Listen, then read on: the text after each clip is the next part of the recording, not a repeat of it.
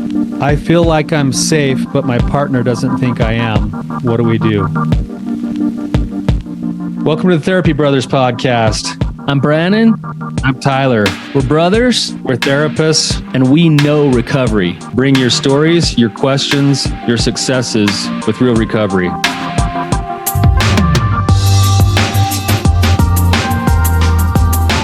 Hey, Tyler, you ready to have some hard conversations? Let's do it. Let the Therapy Brothers podcast begin. What's up, Tyler? How's it going, man? Good. Hey, can I read a quick review? Yeah, it's nice to get some reviews. We got a couple of them that came through this week. And they're awesome. They're great. We appreciate them. So one of them says, huge help. Brannon and Tyler have been a huge help in me navigating the waters of my separation from my wife due to my poor coping behaviors related to my addiction. They have also helped me to better understand how true masculinity looks and how that actually creates safety for me and my family. Regardless of the outcome of my separation, following their advice has improved my mental health around the anxieties associated with those potential outcomes, giving me peace with either outcome, and my relationship with my wife has actually been improving. Thank you, Tyler and Brannon. That's awesome. Yeah, it's great. Love that. Sounds like someone trying to do their work. Yeah, exactly. So, all right, Tyler, should we get on with it, or anything you need to say to me as my brother? Like, get it out, before we get into this episode. No, I'm open for it. I'll do all the work we need as my family member. Like, we can sit down, we can do it. No, it's we'll save that for later. Okay. Our guest today, it's nice because we've got the two Patrick brothers, and we're going to be speaking with Patrick today. So Patrick's three ways around here. But Patrick, welcome to the show, man. Glad you're willing to come on today. Thanks for having me. Yeah. Tyler, just side note. I have a t-shirt that says oversized leprechaun. Which I can wear. Because our last name is Patrick. Yes. Even though we have zero Irish in us. Actually, we do have some Irish. If you look close, we got some. A sliver. Yeah. All right. Sorry, Patrick. No, good. If you could give us a little bit of background and tell us what's going on with you, that'd be awesome. Sure. So I've been married about 7 years, and recently my wife has told me she's been unhappy for a good portion of it. Admittedly, I should have picked up on a lot of that sooner. Not that I didn't know there were some things, but certainly I didn't realize the degree to which she has been unhappy. But anyways, last February, she started talking about divorce and how she feels unsafe, both for her and for our children. And so since then, I've been trying to do everything I can do to, repair and salvage our marriage. And at the same time, I feel like there's some work that she can be doing that she is either unwilling or just too burnt out to be doing. So as it stands right now, she kind of wants a divorce. She said she also wants full custody of the kids if that happens. I've told her that I think the marriage is salvageable, but if it goes that direction, I would absolutely fight for joint custody of our children. But anyway, right now we just feel stuck. And so that's where we're at. And if we need to go into a little more detail on anything, that's fine. Just let me know. Just curious, how many kids do you have? 2 kids. 2. And they're young? Yeah. Oh. Yeah. 4 years old is our oldest. Oh, it's your oldest. Okay. Go ahead, Tyler. No, I was just wondering, what in the 7 years of marriage, can you talk a little bit about why you've become unsafe in those 7 years, or what the backstory is that would lead to the place that you guys are at right now? Yeah, so I feel like I'm an incredibly safe person. But she said in the last couple years, there's been a couple times where she woke up and she says that I was inappropriately touching our children. Or often they end up in our bed, when they're that young. And then she says she has woke up with bruises on her body, and there are nothing that I have any memory of doing anything. Both of those things are so far from my core beliefs and who I know I am, and so I don't know what to do about that. I have gone to a therapist. I've gone to a doctor to talk about some of this stuff, and from what I've talked to them, they don't think that there's a threat there, but neither of those have been very reassuring to my wife. So, has there been any other history of any like hiding things from her, some porn use you're hiding, or no, any infidelity or anything like that? no. We talked before we got married. I had some issues. I wouldn't say I was ever addicted, but throughout our marriage, it has not been any issues. Okay. There's never been any other safety issues when it comes to like, any type of domestic violence, physical abuse. No. So the whole crux of this is around the fact that in your sleep, there have been some instances that have led to your wife feeling unsafe because, she's physically woken up with bruises before, but yes. But you guys don't have a history of any other kind of violence with each other. No. Physically woken up with bruises. Like, did she get woken up because you hit her, or did she wake up and there was a bruise, like, on her body? Yeah, from what I've understand, she woke up and there was the bruise. That's my understanding of it. Yeah. Do you see why that distinction matters? Yes. Yeah. Okay. What about other things in the marriage? Like, has there been good connection? Are you emotionally connected? Is there empathy? Is there other trust in the relationship, or is it breaking down? Yes. So she does say she doesn't feel emotionally connected with me. She's much more outgoing. I'm much more introverted, and I don't talk to her as much as I should. As much as she wants, at least to get fulfilled that way. And I'm trying to be better at that. It's just not natural to me, but that has been a big issue that she's talked about. I know this sounds weird, but can you tell me a little bit about even before you guys got married, like what brought you two together? Why did she like you? Why did you like her? How did you guys come together? We both went to college at the same college. We actually never got together in college, but we're both from the same area. After college, we met up at a church function and just started hanging out in groups and enjoyed each other's company. And it took me a while to ask her out, but did, and we started dating, and got married. We did have a little bit of differences of the outgoing versus the introverted, but we liked each other, and I thought we have been having a good marriage, not without a few issues here and there, but this has all been rather shocking to me,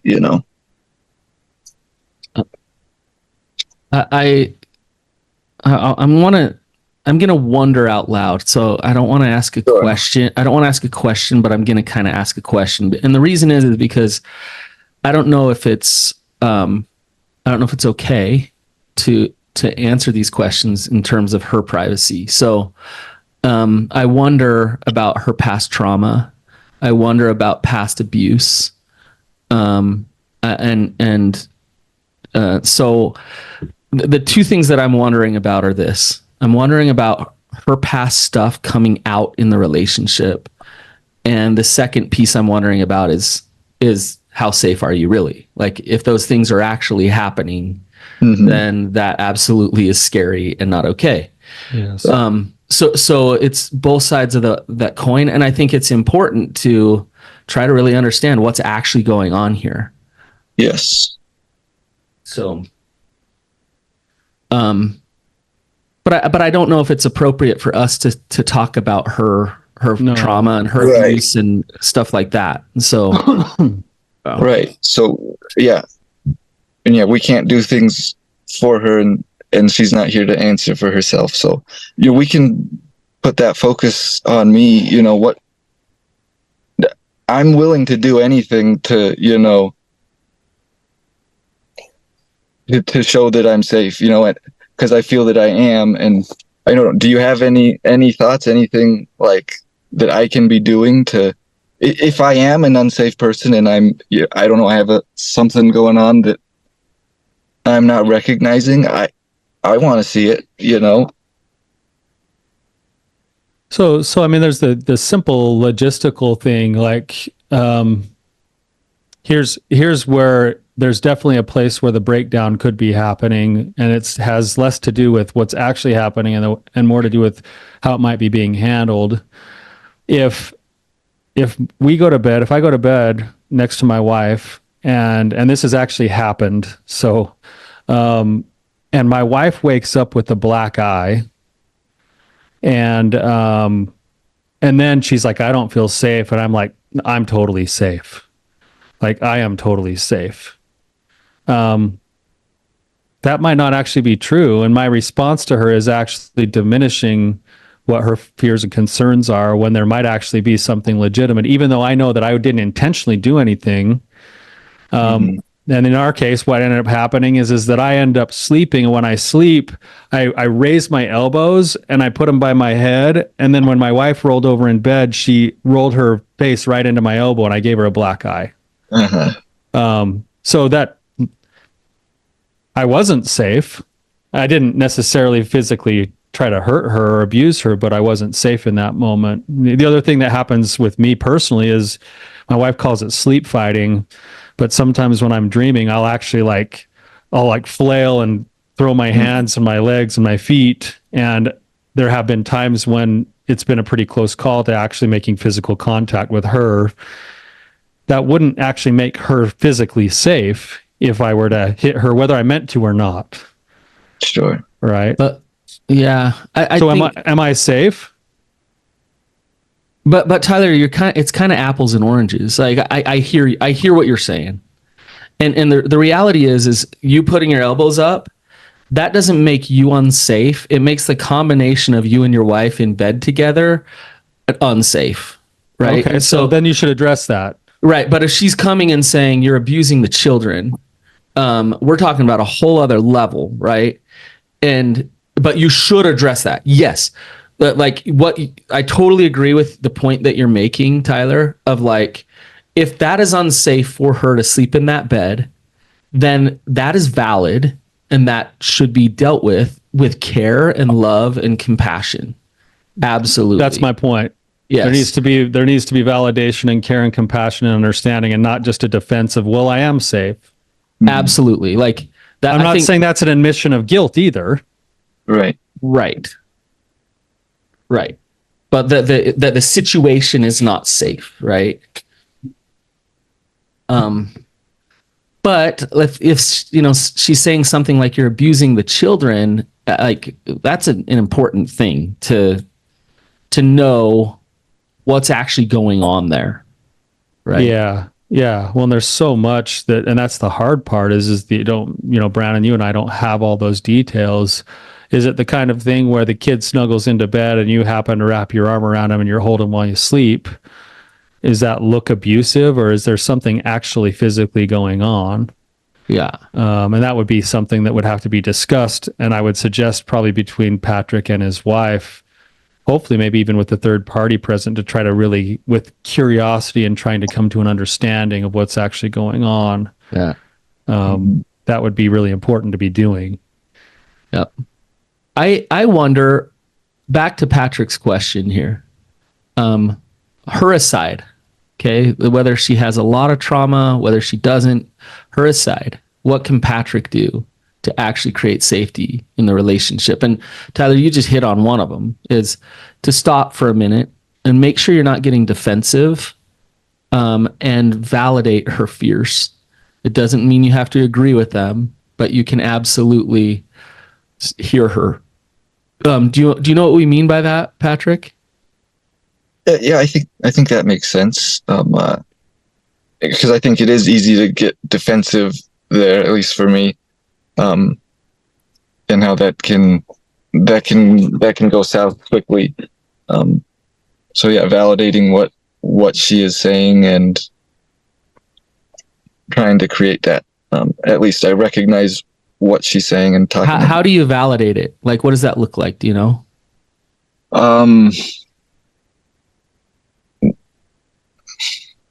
This is not a skill that I have. I've been working on it, but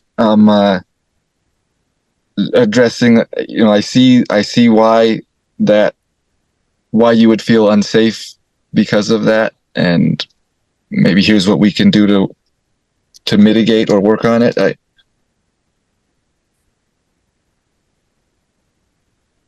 Tyler, what do you think? I think he's on the right track with that. It's, the key to this is to connect to the emotion of your partner without having to agree to whatever the details or the, accusation is. So yeah, if I look at it, have I ever felt unsafe? Have I ever not really understood something and maybe wondered if it was safe to tread like deeper into those waters? Yeah, I felt that way before. I'm going to meet my partner with that energy and say, hey, it makes sense. Like if you're feeling this and this and this, nobody likes to feel this way. And I can get that causes a lot of fear. Right. Let's figure out how to address that fear. Now that's a much different way than like, but I swear I'm safe. I swear I'm safe. Wow. Like, now as we go into addressing the fear, that's going to be something that I have to maintain the same level of energy of, hey, I'm concerned, and let's brainstorm how we might get to safety. But I'm also, I honestly, I see it and feel it differently than you do too. And that matters too. Mm-hmm. Yeah. Both need to be validated. Yeah. Yeah. So that's step number one. Like, it's not about agreeing, and it's also not about taking on, like, if she says, Patrick, you're a scumbag, you don't have to say, oh, I agree with you. Like, that's not what we're talking about. Right. But Patrick, I don't feel safe when I lay in bed with you because I feel like I could get hurt or the children could get hurt. You can absolutely like not take that personal. I know that's hard. Back out of that and think about what it would be like for a woman to lay in bed with someone that she doesn't feel safe with. Like, that's scary. Yeah. Right. And for you to really connect to that of like, that's scary. And God, if I'm doing things in my sleep, like, I got to figure that out, or I need to figure out how to support her in feeling scared there. So that's step number one. And you brought up that you struggle with emotional connection in the relationship, or at least that's the feedback that she's given you, correct? Yes. Yeah, so this is the very thing we're talking about. Right? Yes. Practicing that empathy. I think there's something else that's more of a broader picture thing too with the relationship that would be worth doing. And that is, a lot of times when there's a situation, it feels like it's an all or nothing kind of a thing. And sometimes actually, like, this happens with trust all the time. Sometimes actually coming to an understanding of where trust is breaking down versus where there still is trust in the relationship. Right. So, if I'm telling deceptive things, there's no trust in that, right? And yet I still go to work every day and I show up and I provide for my family. My wife can at least trust in my ability to go and provide for the family. She just can't trust what I'm going to say. Right. And in your situation, there might be some other elements to safety and trust that would need to be brought into the full bigger picture to say, okay, is this an all or nothing thing? Because there's probably some other indicators that would say that we're either trending in the right direction with safety and trust, or we're not trending in the right direction with safety and trust. And if there's other flags that start to pop up, those will either help to make a more clear picture of like, hey, things really aren't safe, or there'll also be the other side, which is actually this is just an issue that needs to be dealt with, but there's actually general pretty much good safety in our relationship. But broadening that out to taking a look at things, and that's why Brannon, I think, asking the question about you guys' connection in other ways. If the relationship isn't being nurtured in all sorts of other ways, then these kinds of things get and feel much, much bigger because there's no other currency to draw from in other parts of the relationship. And so do you have any thoughts about how to do that right now? Because right now it's, this is just on my brain, 24/7. And so it's hard to, when we get a chance to talk, it's what comes out, and we're not having a lot of other good discussions. It's just this heavy stuff all the time whenever we get a chance to, it seems like. Yeah. Do you ever have fun together? Like, she doesn't really like hanging out with me right now. Okay. So you're not spending very much time together. Not a lot, I mean, we're separated in that I'm not sleeping there, and so I come home from work and I'm there, I'm with her, with the kids, and we get them to bed, and then I go, and that's about it. We still on weekends, we're doing stuff together with the kids. But certainly we're not going on dates or anything like that, Has there been, this is from what Tyler was saying. I'm going to ask you this random question, but throughout the marriage, has there been a lot of like obligatory sex? Do you understand what I mean by that? Yeah. She said yes. Yeah. I didn't think that. I thought we were both on the same page. But that hasn't been her experience. Yeah. So I mean, from her standpoint, she might be feeling like, "Gall, there's pressure there. I've had to do things that I really haven't enjoyed. I felt forced." And so you get to a point where it's like, I just need my space and my distance from you. And from your standpoint, you're like, what? Like, I thought I was just like, I thought this was marriage. And, but there's trauma there on her part of feeling like her heart hasn't been connected to and held, but her body has been used. And if that's the case, then there is an element of breakdown in trust on a sexual, physical level, even emotional and spiritual. And so the reason I bring this up, Patrick, is because it can get us to some answers for you, where you look at this and say, okay, I've been oblivious to that. How did I become oblivious to that? How am I not actually connected to her heart? How have I used her? And why have I used her? And these are hard questions to ask yourself. But I think they're important for you to look at that and say, my version of love in a relationship, it might not really be love. And how can I shift that to actually loving her? Right? So what are you thinking, Patrick, as I'm saying this? Well, I'm thinking I'm going to have to re-listen to this and, get all of these questions down and really take the time to go through them honestly and sincerely. But no, I like what you're telling me, what you're giving me here.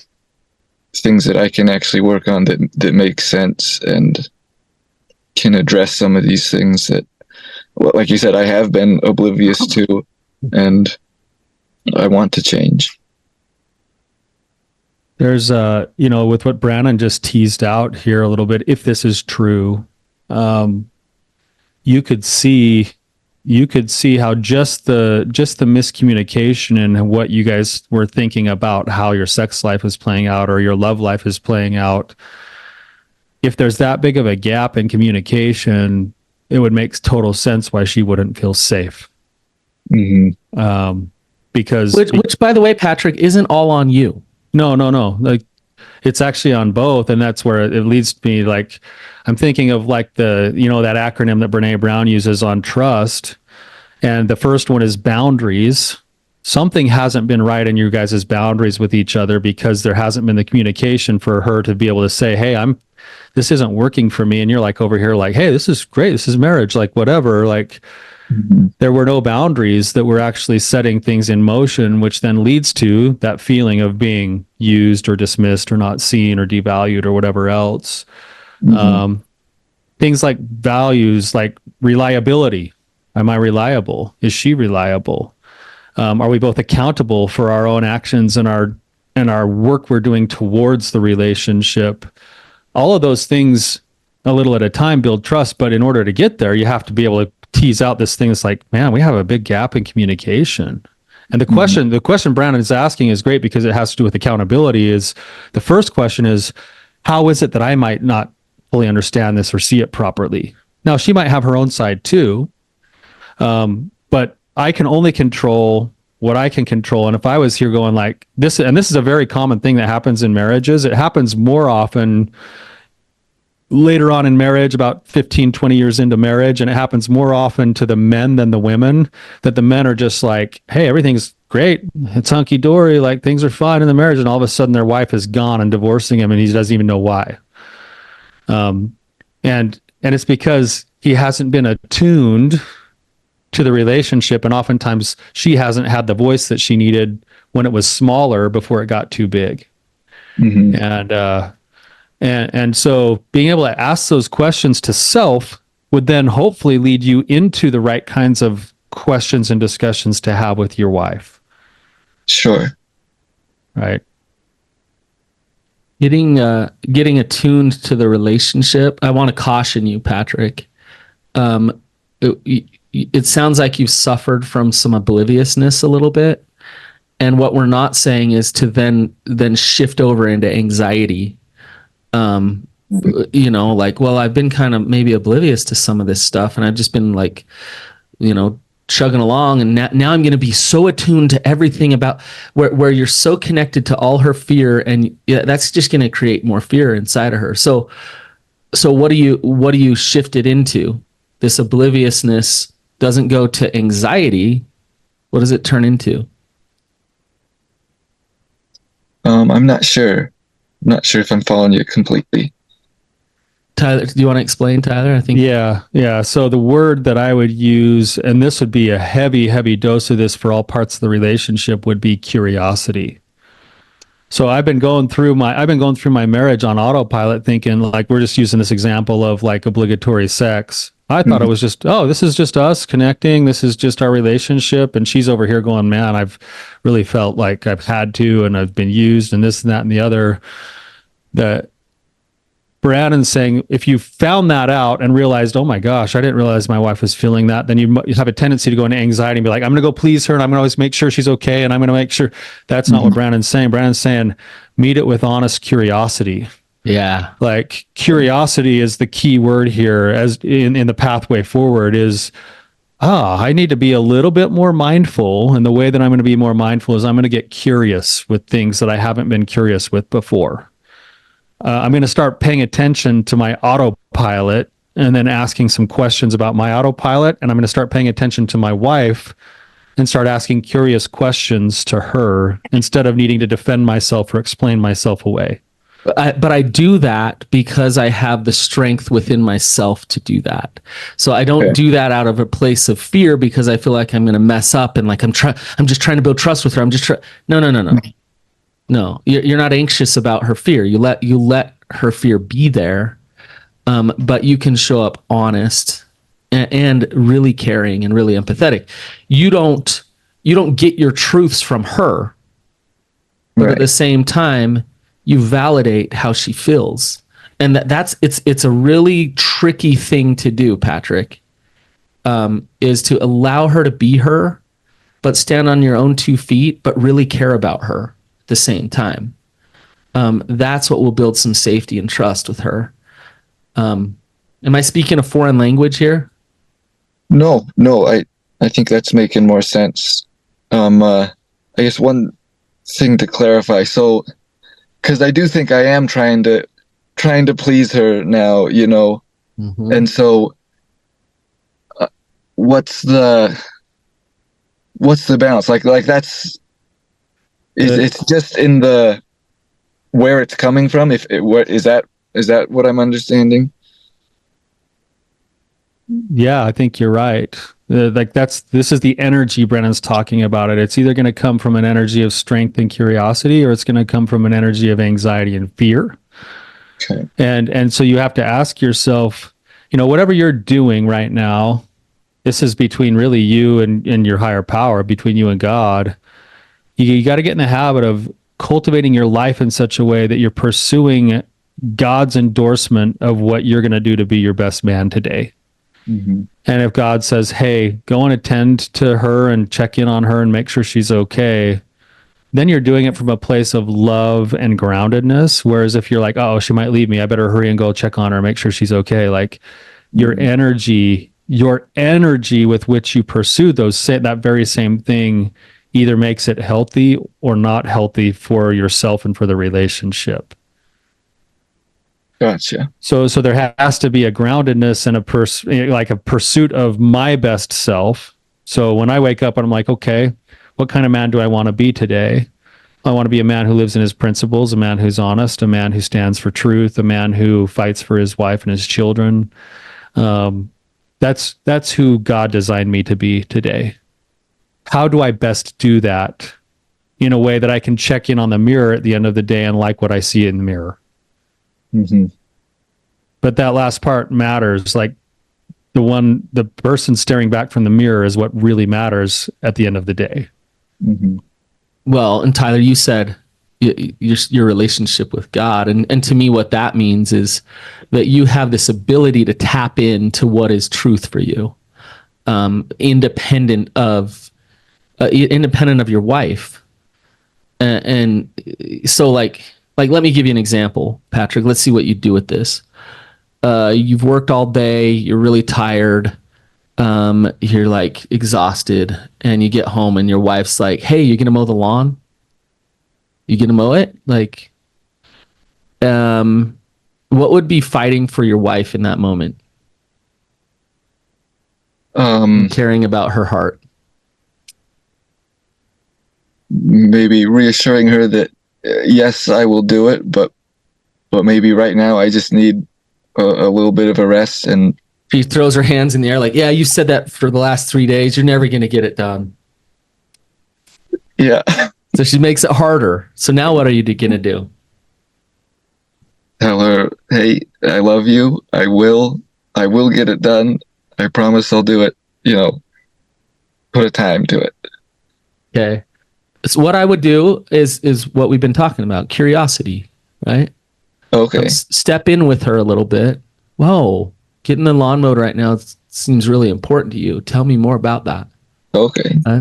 So then she has a conversation, you validate her, you understand her. And then hopefully, and maybe she might give you this, she might not, but hopefully she'll give you some space to say, this is where I'm at. I totally get why you want it mowed. This is why I can't do it in this moment. I can get to it in the morning. So we're coming back to your truth and you trusting your truth. Mm-hmm. A woman wants to know that a man has his purpose and understands his truth regardless of her. Like, it is so important for them to know that about you. And she also wants to know that she's with a man who cares deeply about her pain and her heart.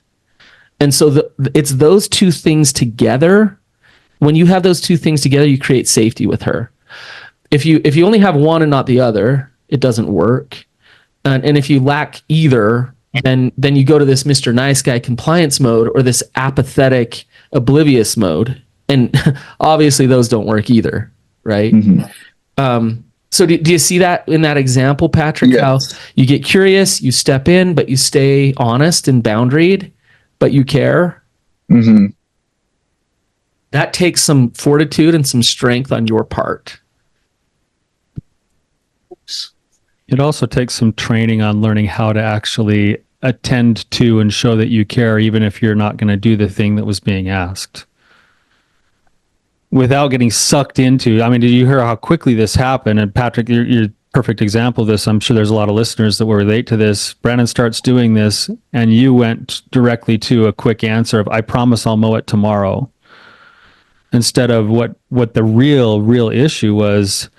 Tell me more. Why is the lawn such a big deal right now? Help me understand that. But Tyler, you're like you genuinely have to care about her and not about you, right? No, not about it's defending like, you, and that's what you're saying, right? Geez, babe, the fact that you brought the lawn up and you brought it up with so much energy tells me something's going on there. Like, tell me more about that. I love you. I care about you. I want to know why. I want to know why this is causing such a rift. And then she might say, well, because I've been asked you 4 times. Okay, well, you're going to have to ask, you're probably going to follow up with curious questions 4 or 5 times before you get to the root of it, which is, well, I've told you 3 or 4 times. Oh, so you're telling me that you're feeling like I don't listen to you.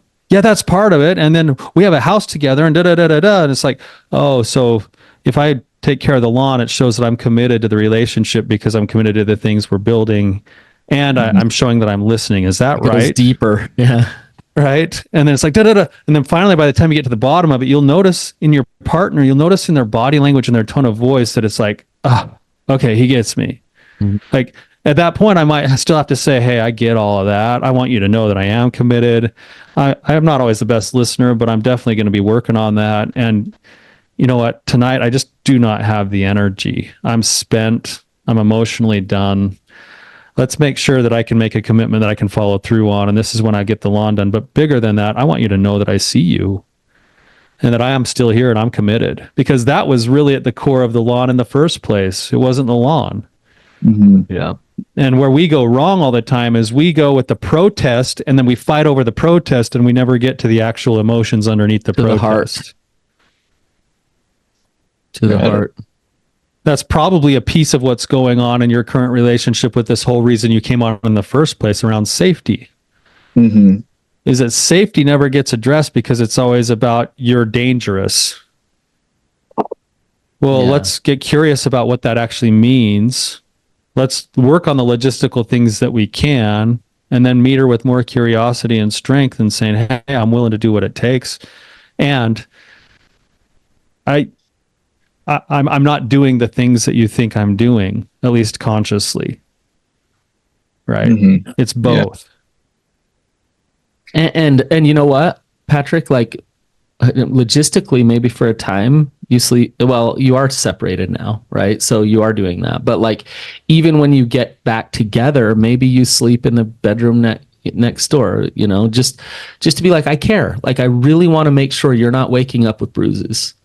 I'll give you an example of that with my own situation is that after Brianna woke up with a black eye once, and there was a second time when I woke up where I'd actually like gotten her with an elbow too, like in the ribs or something. I was like, oh, wow. We talked about it the next day and I said, do you want me to like sleep in a different bed? And she said, no, I actually like being close to you. I just don't, it's just hard when you're sleeping because there's no control. And for us, it was as simple as going from a queen size bed to a king size bed. And there was just enough space that then allowed for there to be me to kick around a little bit more without the danger of, you know, there was more room to operate. And that it might be something as simple as that kind of stuff logistically. Sure. Yeah. Right.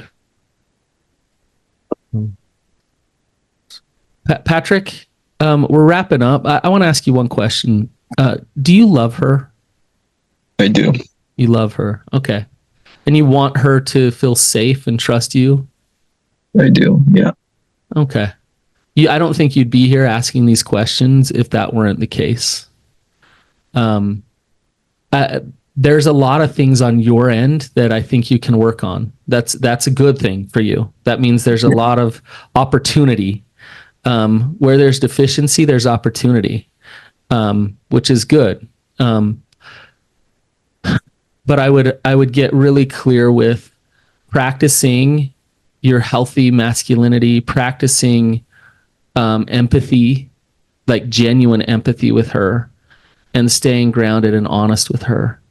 And she'll give you some opportunities to do so. Now, will she give you opportunity fully to re-engage intimately and have full trust? That's up to her. She's gonna have to eventually do that work to do that with you. That's outside your control. But if you can surrender that and work on you, that's all that you can do. Okay.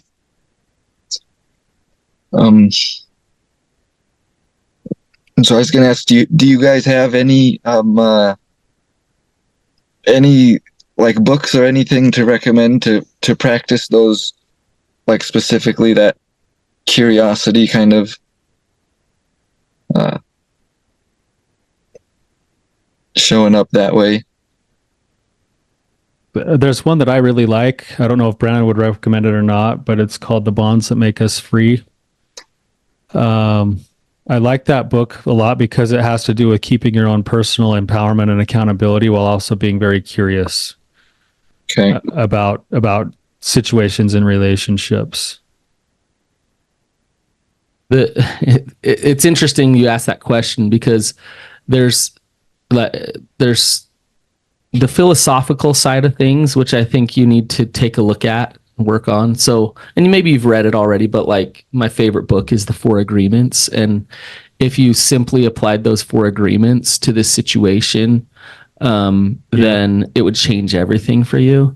But he's a bit more philosophical about things, which I love it. But it's a really simple, easy book to read. Bonds That Make Us Free, like Tyler said, that book is about healthy attachment and interdependency in a relationship. So it gives you a good idea of how to show up as an interdependent partner, basically. But both of these books have in there really learning how not to take personally the other person's stuff so that you can show up in your power. There's another book. It's about communication that you could reference and practice. It gives you some real practical tools. It's called Nonviolent Communication by Rosenberg. And it's hard. It's hard to do and hard to practice, but it gives you some really good tools to do this in terms of speaking honestly and practicing that curiosity and things. So there's some stuff for you that should keep you busy for a while, Patrick. Sure. No, I really appreciate it. Appreciate all you guys do. Yeah. Well, thank you. Thank you, Patrick, for your courage and willingness to come on, especially around such a, difficult topic. Wish you and your wife the best of luck.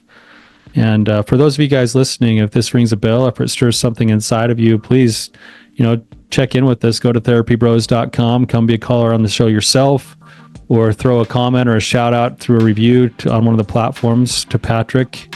And until next time, you guys keep on keeping on.